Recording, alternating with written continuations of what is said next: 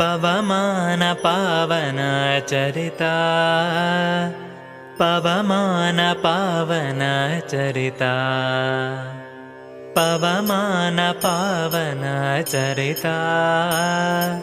पवमान पावन चरिता देवदेवन पुत्र देवी करुण के पात्र पवमान पावन चरिता पवमान पावन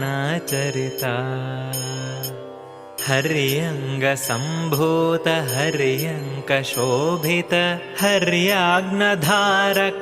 हरिभक्ति पोषका हर्यंग संभूत हर्यंक शोभित हर्याग्नधारका हरिभक्ति पोषक अंजनी सुकुमार संजीविनीधर अंजनी सुकुमार संजीविनीधर अंजिके हरिसुवा अंजिके हरिसुवा कंजनेत्रन दास पवमान पावन चरिता पवमान पावन चरिता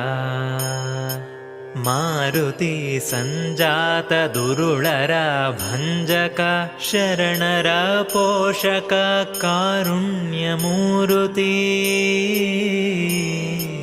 मारुति संजात दुरुळरा भंजक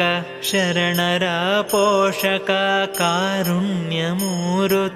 परमता गजसिंह हरुष सुखतीर्थ